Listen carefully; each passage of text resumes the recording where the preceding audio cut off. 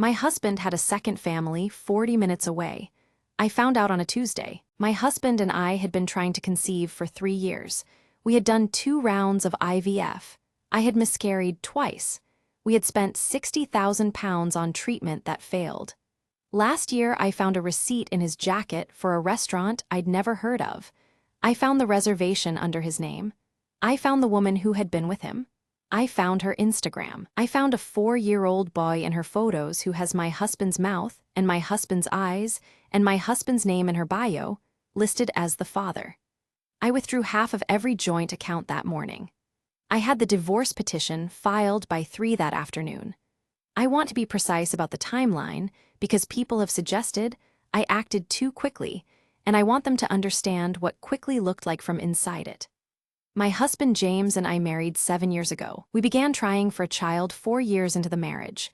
When conception did not happen naturally, we pursued IVF.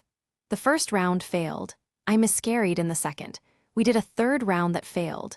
We had spent, across consultations and treatment and medication, and the round that ended in a miscarriage, approximately £60,000. We had borrowed some of it. James had been, throughout all of it, present and supportive and grieving alongside me in the way that a partner should. Last October, I found a receipt in the pocket of his jacket when I was taking it to the dry cleaner, a restaurant 40 minutes away. The date was a Thursday, the Thursday he had told me he was working late. I am a thorough person. I want you to know this about me. I did not spiral into panic. I sat down at the kitchen table and I worked methodically through what I could find. The reservation was under his name. I found the restaurant's Instagram. From the restaurant's tagged location, I found a series of photos. In one of them, James was visible in the background.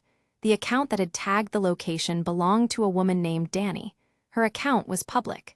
Danny's account had 4 years of photographs. A child appeared in them from the beginning born by the dates of the earliest photos, while James and I were in our first year of IVF. The child had James's face. James was listed in her bio as the child's father. I sat at that kitchen table for approximately 20 minutes. Then I drove to our bank and I withdrew 50% of every joint account we held. I transferred it to an account in my name only. I called my solicitor, who I had used for the house purchase, and I explained what I had found. She referred me to a colleague in family law who saw me that afternoon. The divorce petition was filed before James came home. He arrived to find me sitting in the kitchen with the printed photographs and a copy of the petition. I did not shout. I told him I knew. I showed him what I had found. I told him the money had been moved and the petition had been filed and that he should call his own solicitor. He cried.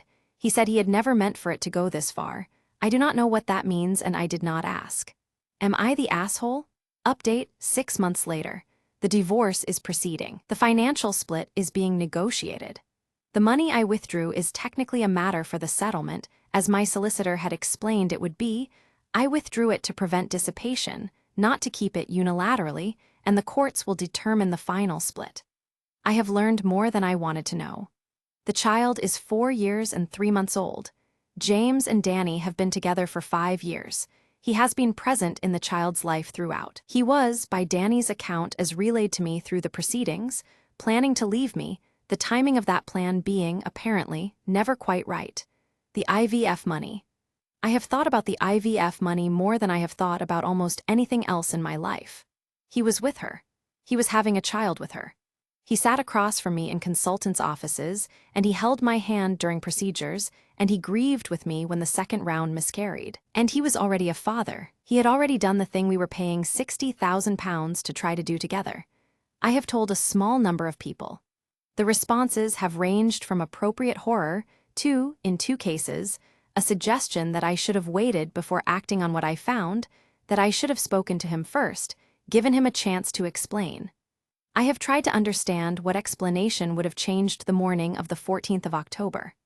I cannot find one. NTA or AITA, was there any explanation that would have changed what she did? Comment below.